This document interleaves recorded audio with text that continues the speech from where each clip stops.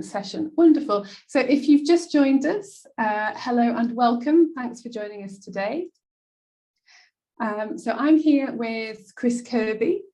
And just to introduce you before I hand you over, so Kris started teaching English in Thailand in 2007 and has since taught in Spain, Vietnam, England, China and Ukraine. He has a passion for helping learners with their pronunciation and speaking skills.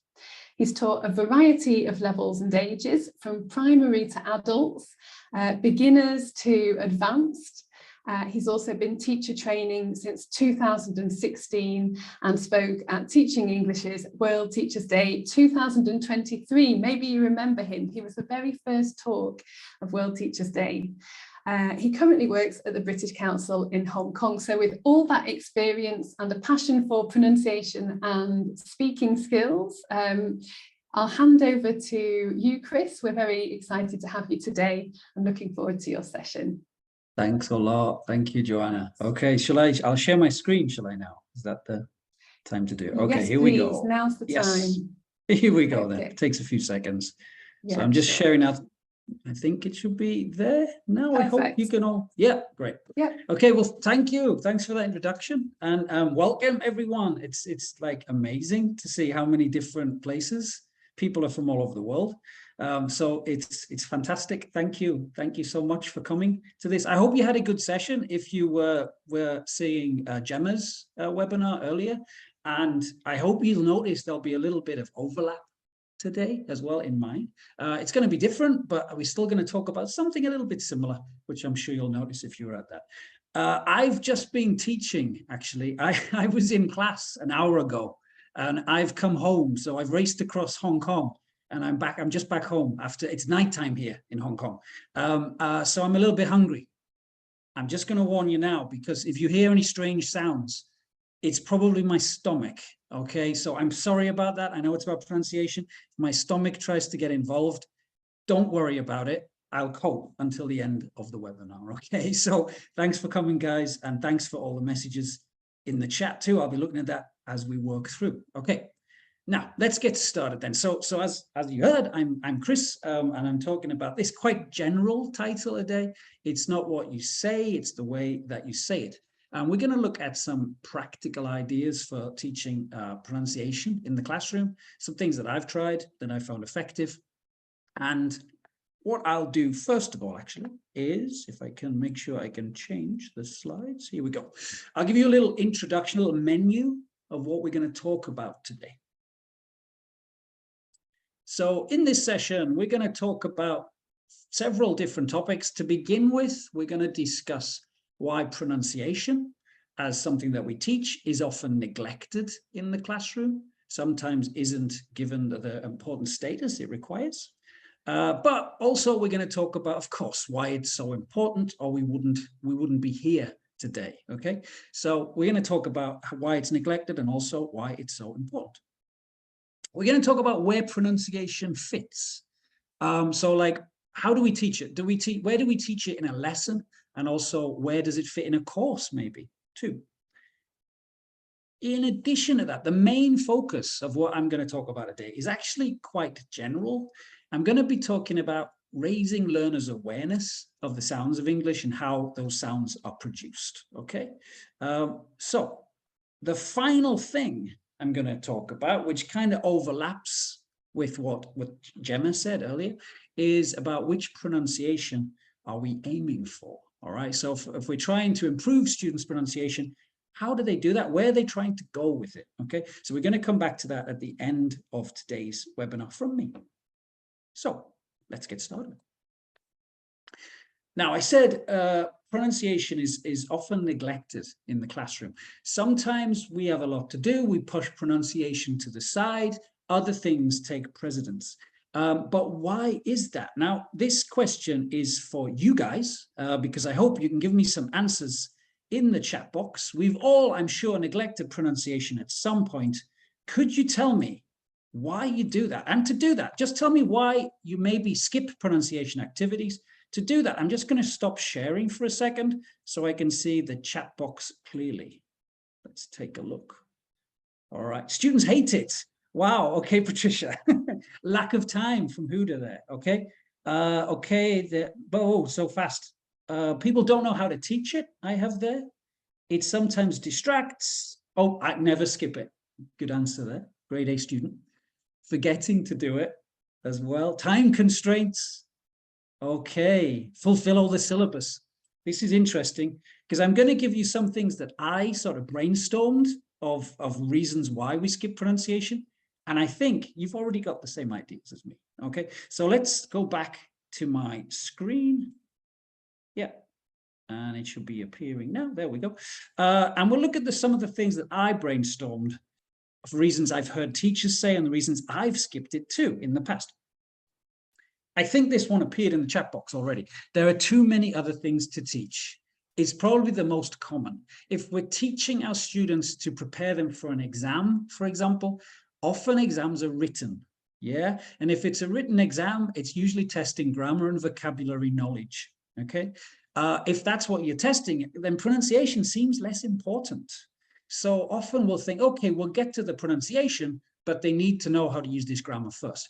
Totally happens. I've been in this situation myself too, and I have also skipped the pronunciation so we could focus on their grammar knowledge. It happens, okay? So good point, the people who mentioned that, I agree with you. Someone said something similar to this though too. I've heard this before, and I also felt this too. It's boring. Yeah, right. When I was first started out as a teacher, I guess I was trying to use pronunciation practice in the classroom. So I was doing the basic stuff. I was doing basic drills. I would say a word, the students would repeat the word, I'd say the word, they'd repeat it, then they'd start mumbling the word. I'd think, oh my God, this is really boring. And we'd skip to the next activity. I understand why that happens. And I've heard it from teachers more recently too, but obviously there are ways to make pronunciation practice much more interesting. And I hope that's what you're going to find out about a little bit today from my session, at least. This is another point that I've come across. I don't like doing it. I'm not a native speaker. Okay, this happens, and it's understandable that some people might feel less confident in being a model for their students. In fact, before the webinar, some of you completed my Google forms to give your opinion on some different topics. And I checked the results, and I noticed some people don't always feel confident when they're modeling pronunciation for their students. I got like 22% of people replying said sometimes they feel very confident about what they're doing. It's perfectly natural, but I also wanted to bring this up because I have a little anecdote about this too. Years ago, when I taught in Vietnam, I taught with a co-teacher. So we had the same class, and like I teach one lesson at the beginning of the week, he'd teach at the end of the week. Okay, so I'm from the UK. He wasn't what we call a native speaker, but his English was perfect. Okay, his pronunciation was fantastic, but he used to make me do all of the pronunciation work. And he'd say to me, oh, I can't do pronunciation. It's better that you do it. You're from England. Now, it wasn't really true. He could have done the pronunciation work. He probably just didn't like doing it, but he used this as an excuse. So that happens also, all right? But as I said right at the beginning, it's normal that some people might not feel so confident about it. What about this one? This is kind of the other side. I don't like doing it. I'm a native speaker, but my accent is wrong. For example, imagine you're teaching in a school that is using some, I don't know, British curriculum, but you're an American English speaker. Okay, you're a native speaker, but you feel that your pronunciation doesn't match the models that are in listening tasks in the book. This happens. You might think, well, I feel embarrassed about using my voice because I have to do an American accent, so I don't do it. It seems strange. This happens too. I have to do a British accent even. This happens too. So a native speakers could also be someone who's British, but from a different part of Britain, and they don't feel that their accent fits the accent the students want. Okay, so this can happen also. Something else which is pretty common is teachers might just say, oh, we don't need to, students just pick it up. And of course they do, they can just pick it up. I've met people who have fantastic pronunciation, mostly from watching TV. But usually we need to help them at some point with some sounds or some production of the language. And that's what we're going to look at in today's session as well. Okay, so why do we need to teach it though? Obviously, we know pronunciation is important. And this is the most obvious slide of the whole webinar, I hope. This is just this, really. So absence of clear pronunciation means there's an absence of spoken communication. Right? So it doesn't matter how good your students are at, grammar, how well they know the grammar rules, how well they can use them, or what the sort of breadth of knowledge of their lexis that they have. If they cannot pronounce the stuff correctly, no one's going to get how good they are. No one's going to understand. So it stops them communicating in their day-to-day life. But also it can have a big impact on like things like international exams. When they do the speaking part of an international exam, this examiner won't notice how good their grammar and vocabulary is if he can't understand what they're saying. Okay, so we do know pronunciation, despite the fact it's neglected, is really important. Okay, the other thing is students often want it. We might skip it, but then the student might speak to us later and ask us about pronunciation. I've had this happen. I've had this question quite often. How do I sound more native?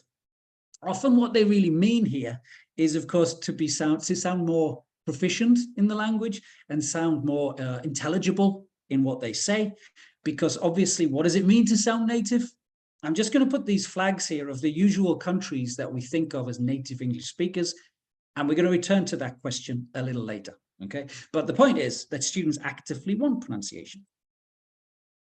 The other thing that I think is relevant to raise is that it just adds variety to a lesson. I really strongly believe that good lessons have a lot of variety of stages, and we do different things to keep the students engaged. Students might do a lot of grammar work. They might be doing lots of exercises, sitting there doing gap fills. If you can add something that's a little different, like a pronunciation stage where they're physically doing something, it can actually just wake them up. It's important, but it also helps the lesson proceed as well. So it's a relevant point also, I think. All right. So let's talk briefly about where pronunciation fits in a lesson. Now, there are several different places we can sneak it in, into a lesson or a course. Now, the first one I want to talk about is the standalone lesson, okay? This is for the hardcore pronunciation teacher, and this is a whole lesson just focused on pronunciation. The main aim of the lesson is to improve it. Now, this one probably isn't an individual sounds of English. It might be on something more complex like intonation or stress, or it could be even about connected speech, but it is a possibility. I've certainly taught a few lessons like this to focus on some problems or some needs the students have had, and it can be good fun as well. More commonly though, we might get this. We might get the correction stages. So this is where students do a speaking task, and in response to the mistakes that we've heard, we might not correct them at the time, maybe afterwards. We get the class together and we draw attention to the fact that they've made these errors, okay? And then we do maybe some modeling so they can see what went wrong. Maybe they were saying, I think a lot, when they meant I think. Something simple like that. Very common to do correction stages too. Next is the pronunciation spot. I've called it this. I don't know if other people call it this, but this is basically fitting a pronunciation stage into any normal lesson. All right, so whatever you're teaching, whether it's about grammar, whether it's about individual words, could even be a reading lesson where some vocabulary is coming out of the lesson. There's a little stage in there where the students focus on pronunciation. It's quite popular right now. If you're using any modern textbooks, often in any lesson that's there, they'll sneak in a little bit of pronunciation to encourage the students to focus on it. Now, the reason for this integrated activity, of course, the good reason, is because it treats pronunciation as a normal part of language. It's not that we teach the grammar, the lexis, we let them practice reading, we let them practice writing, and then we say, oh, and there's pronunciation. It's actually a normal part of the language, so it is a very useful way to put it. Now, I was pleased to see again when I used this Google survey before the session today, for those who did it, many of you said you did all of these different ways of fitting in pronunciation. So that's great to hear. Great to hear. Very, very useful. Okay, now we're getting down to the main part of today, which is how do we teach it? And what I'm going to do in this part is give you lots of different ways that I've taught it in the past. It's quite general. As I said, I'm just going to pick out some examples, but what's going to draw all of these things together is that I'm kind of talking about, I don't know what to call it. Let's call it multimodal. Sounds kind of fancy.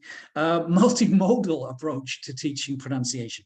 It's not just about saying the words. It's about obviously hearing them. It's about feeling them. It's about seeing how it happens for the different sounds of English. You'll understand what I mean as we continue through these examples, okay? So, first of all, I think you know what sense we're talking about here from my dog friend. He hasn't got to the production stage yet. He's not going to be pronouncing anything, but he's well capable of hearing stuff. So the first thing, the most obvious thing students, learners need to do before they produce it is to hear the sounds, hear the words and the phrases that they're concentrated on. Now, we call this often exposure, and a student's exposure to the language is really important, even before they try to produce it. If they hear the language a lot around them, they're more likely to almost subliminally get used to these sounds of any language. I'm sure you've all experienced this from learning languages. It becomes more natural the more you hear it, okay? Now, arguably, right now, it's the easiest time in history to hear authentic language wherever you are in the world. Now, by authentic language, I mean not language specially for the classroom. I mean a language that is natural, that is used for something else. And students have access to it wherever they are. They see it in TV and in films. They hear it in music that they listen to. And all of this is made possible because they're online. Everyone is walking around with a computer in their pocket, and most places where they are, they can turn on the Wi-Fi and they could get on YouTube and hear a bit of whatever language they're learning. But in this case, we're talking about English. But let's not forget the role of the teacher to expose the students to language. Obviously, we have things that we're focused on, the targets that we're teaching, this grammar point or this lexis. But a lot of our exposure that we give to our students is also done in between those tasks. So I think one of the most rewarding part of a lesson sometimes is that 5 minutes at the beginning when the students come to class and you have a chat. You ask about what they did at school or what they did at work, in my situation, or you talk about their holidays in the future. The lesson hasn't started, but really it has already, because they're using authentic language and they're being exposed to it because the teacher is always a model for the language that the students are hearing, okay, and are going to be learning. So let's move on now. So they've heard the language, they've been exposed to it. Obviously, the next part is they have to use it. Now, I'm going to talk briefly about this, drills, right back at the start when I talked about things being a little bit boring sometimes, teaching pronunciation. I was talking about my early days of teaching and how I tried to do drills, but the students didn't have the enthusiasm. But I think it was kind of because I didn't have the enthusiasm, and it kind of comes across, and they feel that. You can do these differently. Obviously, the classic drills are individual, picking on students, or choral drilling with the whole group repeating after the teacher. You say a word, they say a word, okay? Drills are really important, I think, because as we kind of know from research, if you are hearing a word, you're reading a word, and also you are saying the word, this kind of helps you retain it. So you're more likely to remember it. I've had this experience myself from learning other languages. I'm sure you guys have too. It helps me much more to remember it if I've said it also, okay? Now, how can we do it interestingly? Well, I just vary the activity a little bit. Not just repeating after me. I'll do things like, rather than just say the word, I get them to shout the word. So they do it really loudly. Teenagers and kids love that. Of course, they love shouting.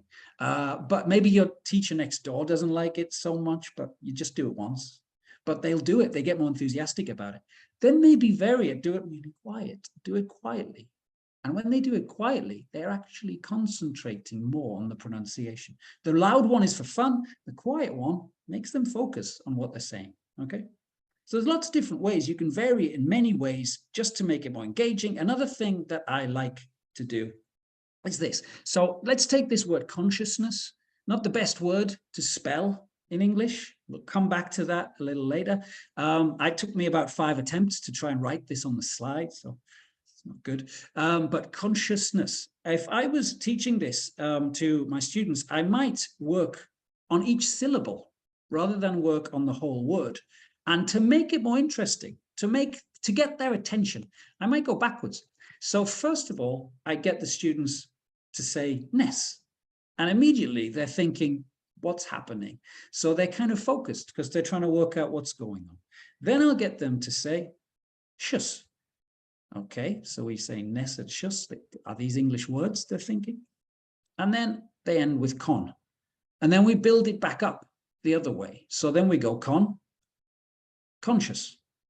Now they've got the idea. Then we've got consciousness. And by building up from each of those individual syllables, it makes it much easier for them to produce the whole thing. If you go to some of my students and said, say consciousness, they would be like, but if you build it up from the back so they hear the sound of each individual syllable and then fit it back together, it can really help. And it does just promote interest in doing the pronunciation stage too, because it's a bit different. So that's some advice on drilling anyway that I've found useful. Anyway, but no matter how much the students are exposed to some language and how much we might, say it to them, okay, and hear them say it back, we do still get problems. Now, here's another little anecdote, I guess, from my experience. Take a look at this exchange. Most common exchange you can imagine in the English language. You probably get this in your first English lesson. How are you? This should be, I'm fine, thank you, of course. Now, this comes from my experience from my first ever teaching job, which was in a primary school in Bangkok, in Thailand. And at the beginning of every day, the students would come into the playground and they'd make long lines in this baking, like Thai sun, all sweating, looking a bit ill, to be honest. And the teacher in charge would say, how are you? And all the kids would say something like, I fine, thank you, are you? And it happened every day. So they were always exposed to this, but they just learned this chunk of sounds and they just repeat it. Now, obviously, this needed some attention. I hope those students who are now adults, scary thought, so much time has passed. I hope they got over this pronunciation problem, but it just kept happening with them. This can become like it's like rock, right? It gets stuck. They can't change it. It can be called fossilized, a fossilized mistake. But anyway, so they do need extra help sometimes to get past this. So what I'm going to talk about is what this term that I'm going to keep returning to, which is raising awareness of the students of mistakes they're making, but also how these sounds of English are produced. So how do we present it? Now, I didn't want to go too far into a talk on pronunciation without mentioning this guy.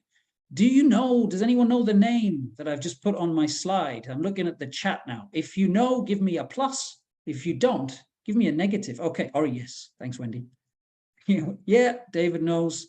Plus, Adrian's not here, is he? Adrian, you're not out there in the audience, are you? Okay, I don't think so. Okay, some people, yes, some people no. That's what I imagined. Okay, well, anyway, I'm going to tell you a little bit about this guy called Adrian Underhill, who has worked with pronunciation for a long time. And he's given some amazing seminars and webinars around the world. I've attended some. And he works a lot with this, okay? And this, of course, is the phonemic chart.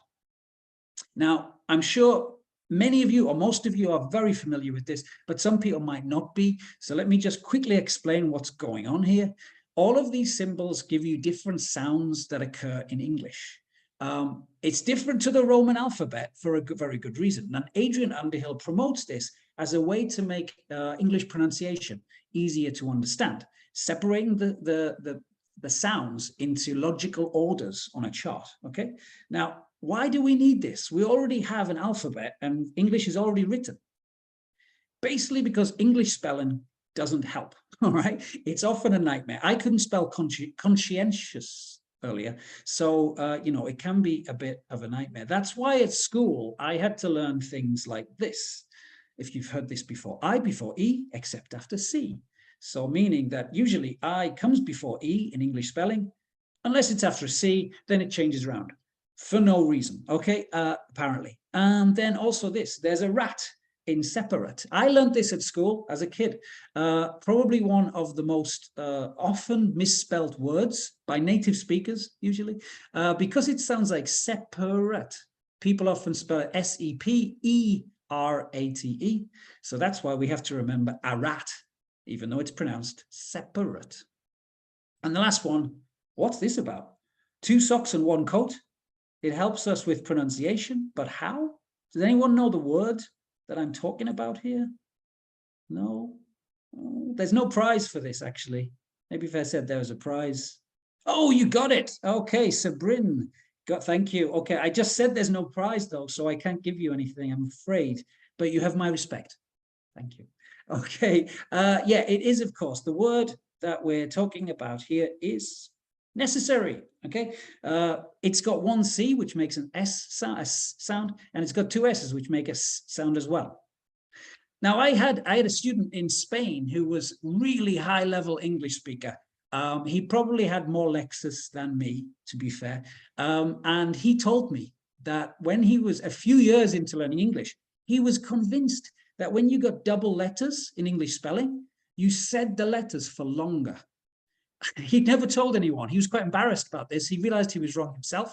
But so he was probably pronouncing this necessary. And I'm sorry, necessary. It's hard for me to say, but there you go. Okay, so English spelling. We have words like rough, we have asthma, we have conscientious, we have need with a K, we have Q, we even have Loughborough.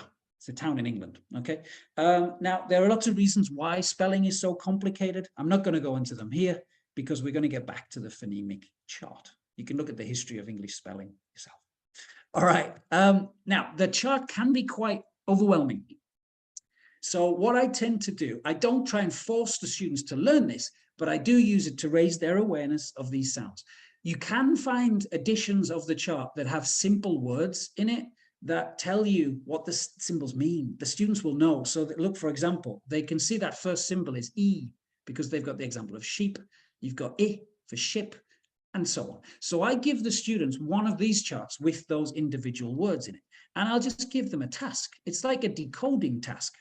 I'll say to them, maybe working with a partner, I'll say, okay, I'm going to give you the names of some famous people, and I want you to work out who they are using this chart. Look at the chart and work out who these famous people are.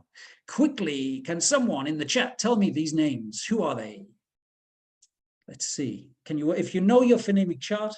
John Lennon? Yes, number 2 is John Lennon. William Shakespeare. Yeah, thank you for Wendy. Okay, Janet, William Shakespeare. Mickey Mouse. We have it there. Very fast, guys. You all know your phonemic charts very well. Okay, so here we go. Yeah, that was William Shakespeare, John Lennon, Mickey Mouse. Students can do this as a competition. Okay, so they play against each other. They find it quite good fun, even if they haven't seen the phonemic chart before.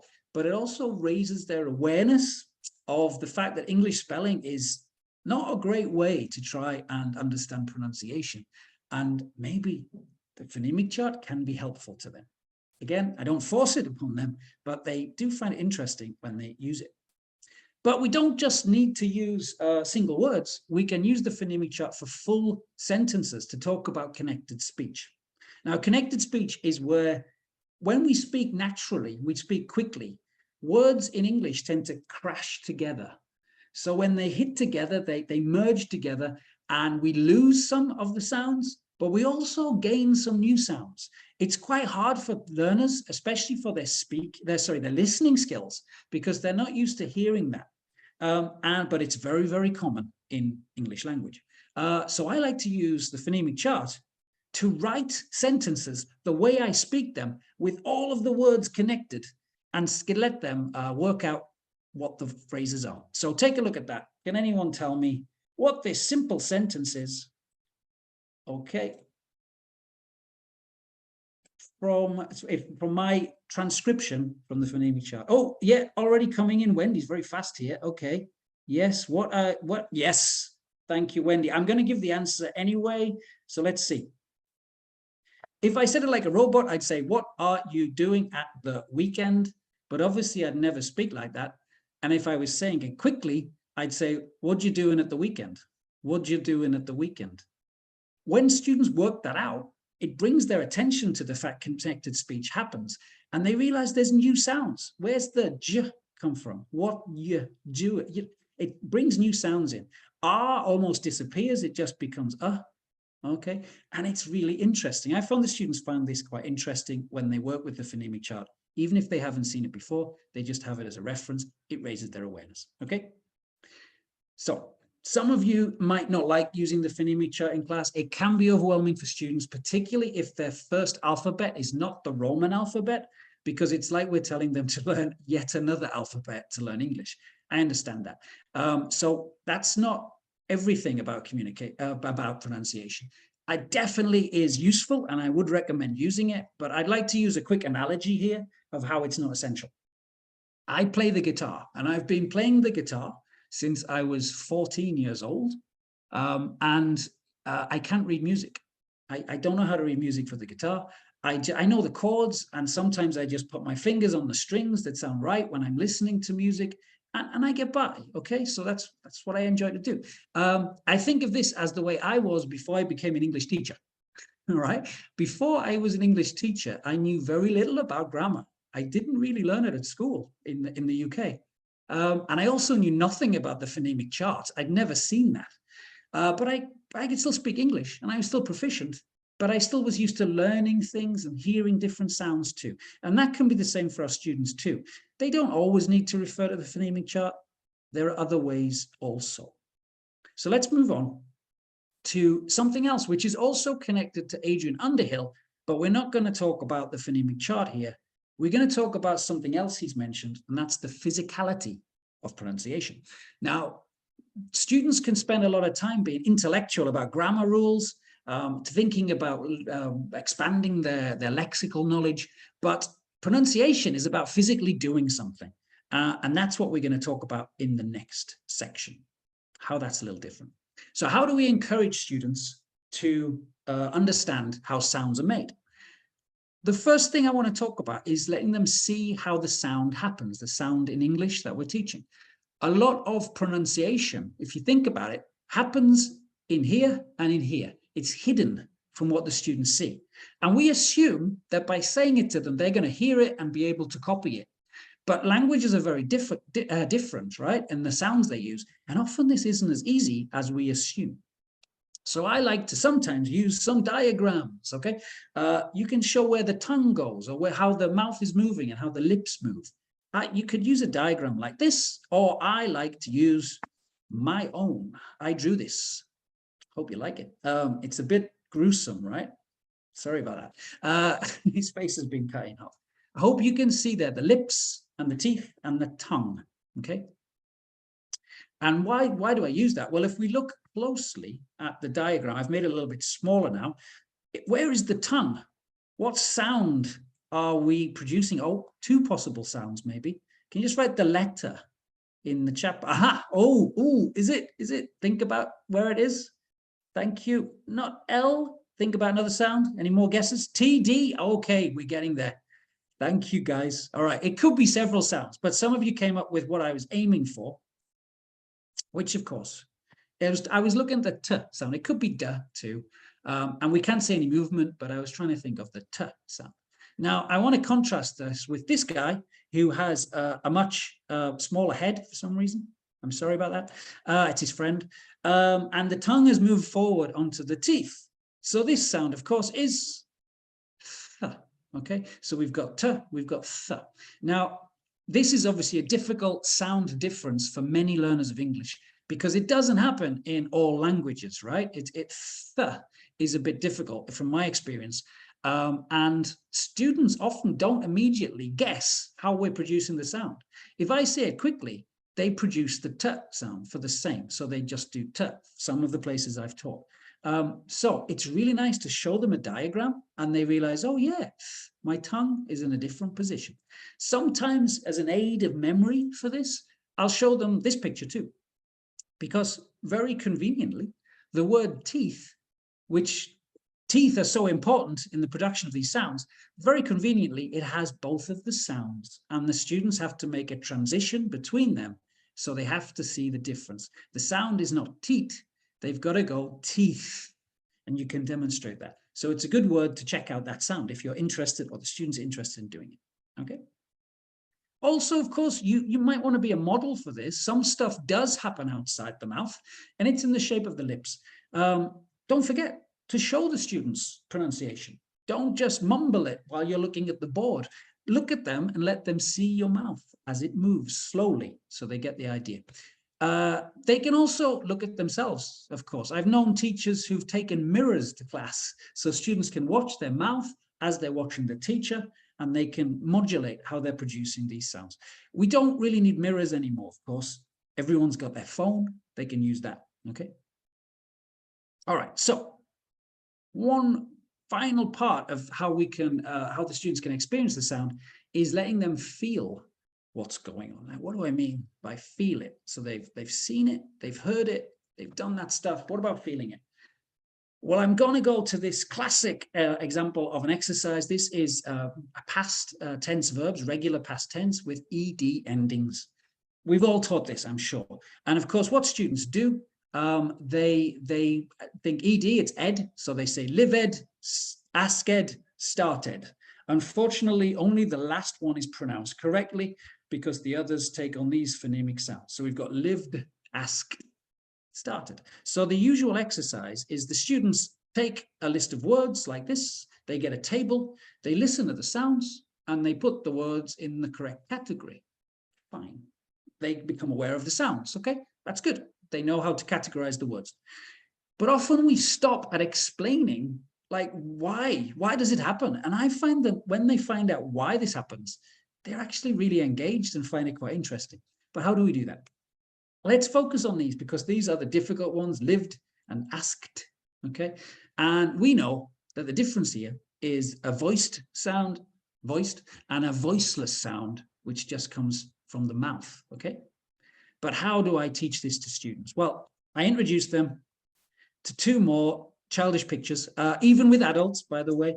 I introduce them to the bee and the snake, and I get them to think about the sound a bee makes, zzz, and the sound a snake makes, and we've got a voiced and voiceless sound. How do I demonstrate this? Well, we really have to explain to them two parts of vocabulary, voiced and voiceless or unvoiced, okay? So what we do is, I'm going to use a giraffe here because they've got a nice long neck, okay? And it's easy to draw for me in the classroom. I get the students to take their hand and hold on to their throat. Okay, immediately you've got their attention because they think the teacher has gone crazy. Okay, so they take hold of their throat, they look at you like you're mad, but eventually they do it. And then I say, okay, make the snake sound. They say S, and they realize all the sound is coming from their mouth. None of it is coming from the throat. Then we tell them that that is the voiceless or unvoiced sound. You can choose which term you use. Then, of course, they do the snake sound. And they realize, oh yeah, it's the same position, but the sound here is happening both in my throat and in my mouth. It seems simple, but often students aren't aware of this. And we say that's the voice sound. And when we go back to the table, they have this eureka moment where they think, wow, it makes so much sense. And I watch students after we finish the activity sitting there going, worked. It's true. It's true. Okay. So really try it. It's a bit of fun getting them to hold their throat and feel the sounds really helps. It's also quite nice if you can draw attention to why this is important. If you think about how some words change their meaning if they're voiced or unvoiced. On the left, we've got close, the verb, like close the door. And on the right, we've got close, like close to your mother. Totally different meaning, okay? This is even more important. Imagine you are coming to the end of your contract and you have to decide if you're staying or going.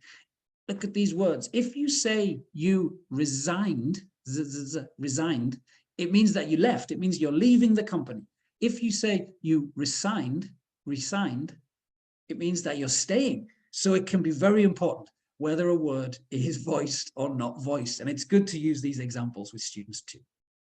All right. So this kind of bringing us, I realize, very close to the end here. I try to be on time. I'm going to be a few minutes late. I just want to sum up what we talked about so far. I hope you knew at the beginning, but I hope even more so now, that teaching pronunciation is, of course, important. What I've talked about today really is just raising the students' awareness, thinking about exposure, getting them to listen to it, getting them to speak, to say it, use choral drilling, try to use it in an interesting way. Let them see where the sounds are happening. They'll be interested. They might be surprised that they've been producing the sound wrong for so long. And with things like voiced sounds, they can even feel it too.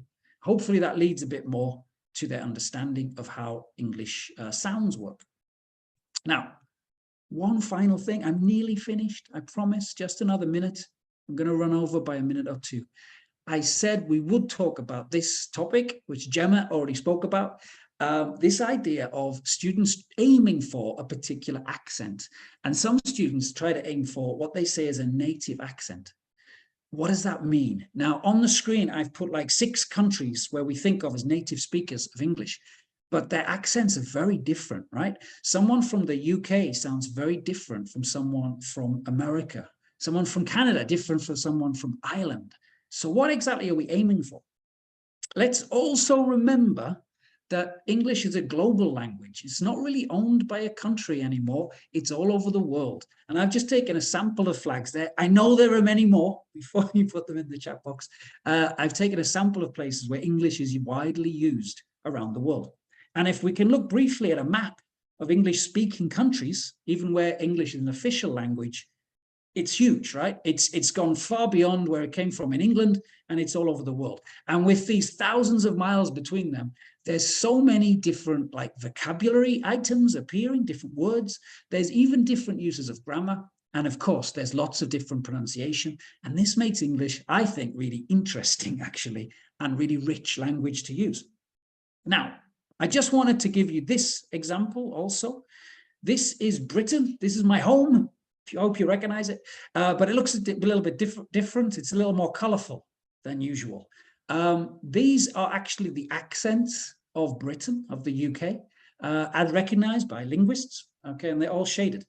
Notice when your students say, I want to have a British English accent, what do they mean when this is what the UK looks like? Now, just to give you an example of a personal example of how there's so much variation in the country. This is where I'm from. I'm from the northeast of England originally, and this is where my wife is from.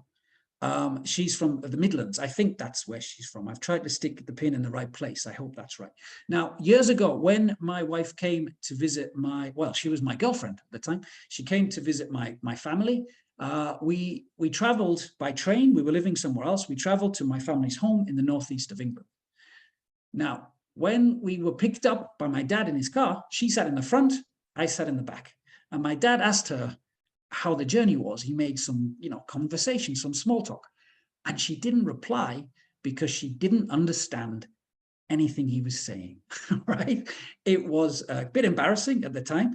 I had to lean forward between the seats and say, my dad said, and like translate for 2 people who live in England, who are from England. This journey is about 4 hours by car. I've done it many times. So the journey between our 2 original homes is about 4 hours, but she didn't follow it. It's not because he wasn't speaking English. He was speaking English.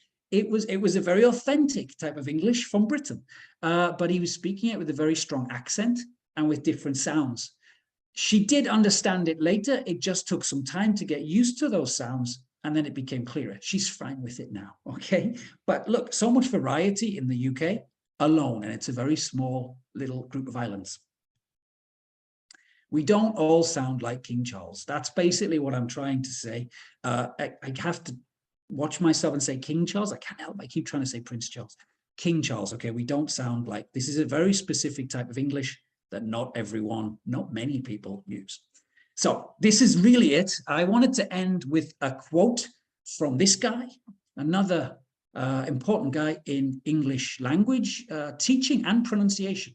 This is David Crystal, and he's a British linguist. I can't say linguist, which is bad for pronunciation webinar, I think. He's a British linguist and author, and he talks a lot about how pronunciation. He writes books on it. And I took this from one of the books he's written. I'm going to quote him directly here. This is him talking about his learners. Okay, I'd love to lose my foreign accent and sound more like a native speaker, they say. Okay, let me just move this. They say, okay, to which I answer, why? Why do you want to lose your identity?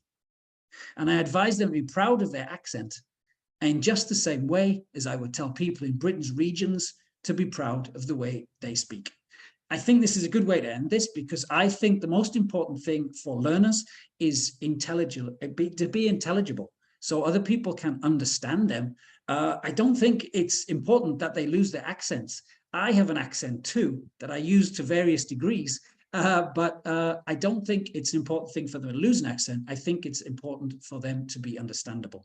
Of course, if they really want to sound more British or more Australian or more American, for example, it's up to them. It won't cause any harm, but I don't think it should be the ultimate thing that they're aiming for.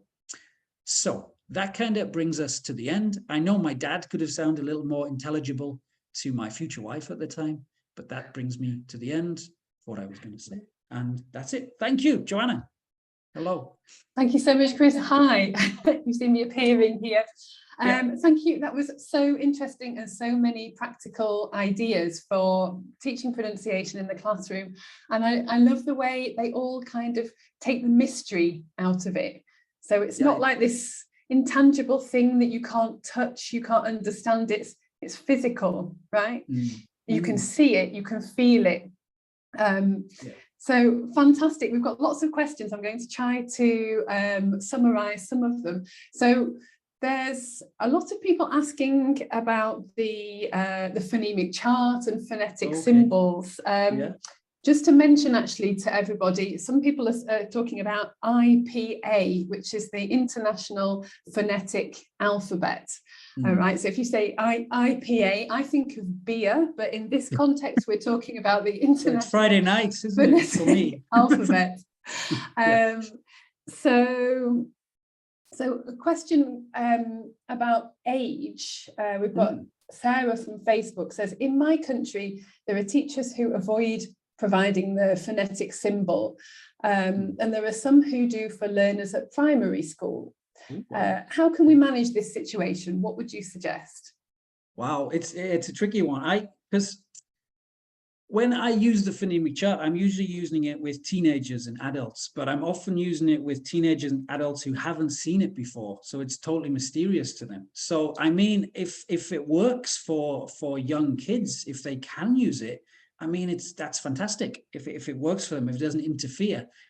I guess it would be a problem if it interfered with their spelling when they're doing the writing in English, because that could get really confusing, because they know the sound, but then it's going to be different in the phonemic chart. So carefully, I guess. It would be great if it works for young learners. I don't think it should be avoided, but I'm not sure when it could start. It depends how it affects their writing, I guess. That's a really good point. So age appropriate, and maybe not until definitely older primary, right? Maybe a little bit at a time, because it's quite fun. It's like a code. Totally. Once you start understanding it. Okay, but we're saying kind of for older learners. And for teenagers and adults, how do you introduce it? I literally give it to them. I do it the way I showed in the webinar.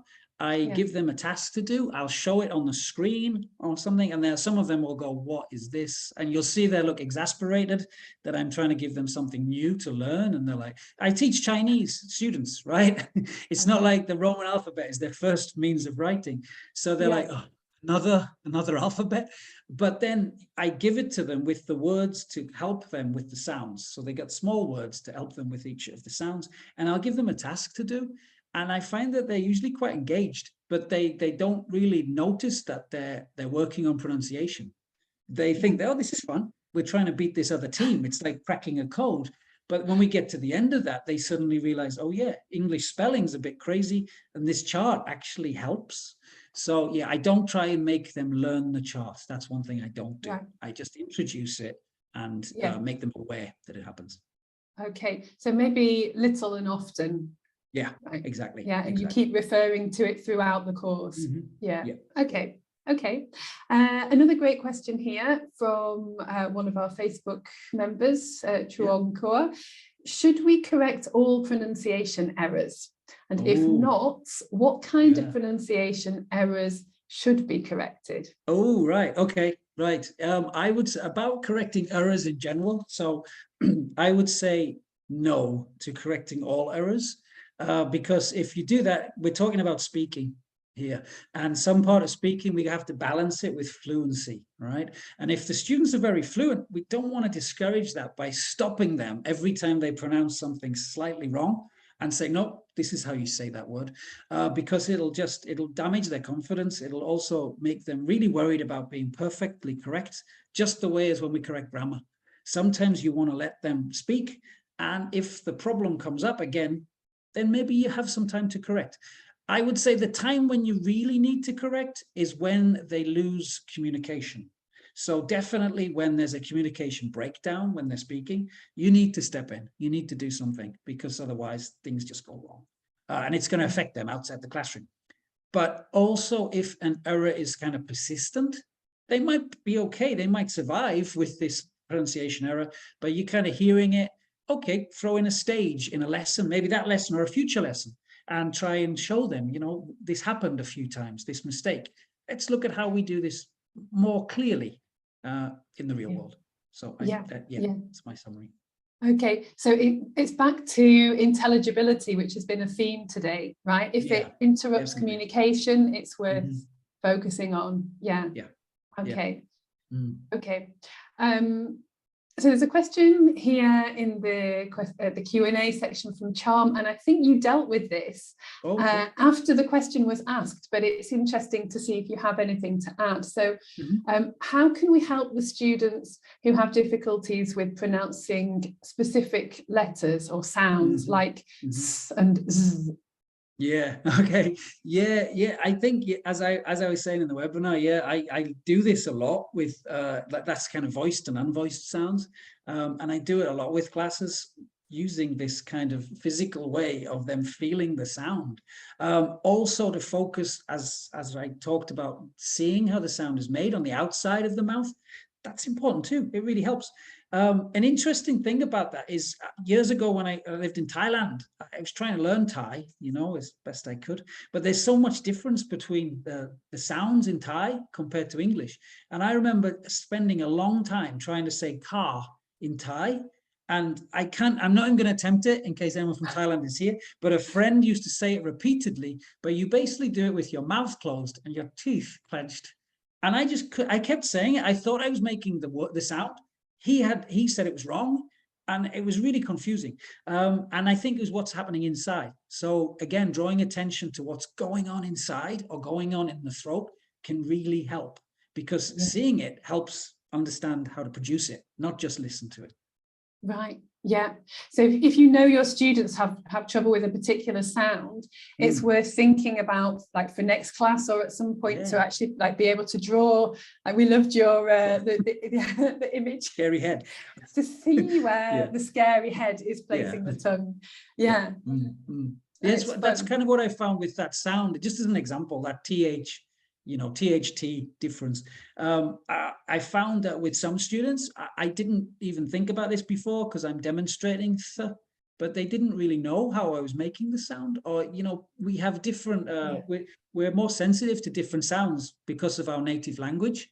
So they weren't picking up the difference. So when I did the diagram and demonstrated, they're like, oh yeah, it's a totally different sound.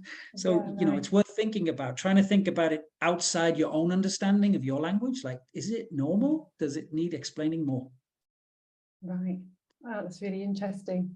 There was a question about drills. What do you think about drills and repetition in class? Yeah, I think essential, really. I wasn't a big fan, like I was saying, when I first started teaching, because couldn't do it in an interesting way. And I think when your feeling as a teacher comes across as, we have to do this because it's pronunciation, but then they don't have interest because they can see you're not so comfortable. So as you gain confidence, and I don't think you should be drilling the class for like 20 minutes on some words, but I throw it in there and do some, because getting them to articulate the words doesn't just help with the pronunciation, it also helps with retention. For me, anyway, if I see a word, I know some languages where I can read the word on a sign or on paper, and then I can't remember how to produce it because I've only ever read it. And I can work it out, but it takes a while. So actually articulating them helps it go in your memory too. Yeah, definitely. So it's like another part of learning a word or learning a phrase, isn't it? We can't think that our students have learned it if they don't know the pronunciation. Yeah. Completely. So, excuse me. So Wendy's asking, should you always start with individual drills, then move on to whole class drills? What would be like your procedure for that? You said you wouldn't want to do it for too long, but how would you do it? I'd actually start with whole class. I usually start with whole class. I don't know if someone could tell me I'm not right there. That's okay. But I would use, rather than put pressure on an individual student, I think it's a social thing for me. I'd rather that the whole class spoke, because there's always going to be some student who doesn't, but you can usually spot them and you can help them to do it. But get the whole class doing it first, because then they can lose their voice a little bit in the room. So the more confident ones will speak up. The other ones will be a little bit quieter, but you can also, if they're not getting it right, you can repeat. Then I'd move on individual drills, and it's very simple. I just pick students to do the same sound after the class has done it, and they can produce, and then I can check. And in a very friendly way, I might ask them to do it again. I guess something to think about is sometimes I might get a student to do it maximum 3 times. If they've done it the 3rd time and they're still struggling, I'll go, it's okay. And then we move on, because it can get quite stressful. So that'll be the maximum, but we might come back to it later. So a lot of that, actually, the drilling, I think, is a social aspect too. You don't want to put the students under too much stress, because otherwise definitely. And if they're repeating to themselves, if they can hear themselves, then they're working on it. You don't always necessarily need to tell them if it's right or wrong, if it's adding pressure, right? Right. I'm afraid there's so many interesting questions and comments. It's been fantastic to have you here, but I'm afraid we're out of time. So thank you so much, Kris. Thank you. It's been a pleasure. And thanks to everybody that's joined us. Thanks to Karen on Facebook, Melissa, who is here moderating. And just to remind you that our final session today is starting in 15 minutes. So quick break, and then we're back here with Anna for another webinar on the theme of pronunciation. So thank you, everybody, and see you shortly. Thanks, Kris. Bye. Bye-bye. I'll have dinner. Yes, thanks.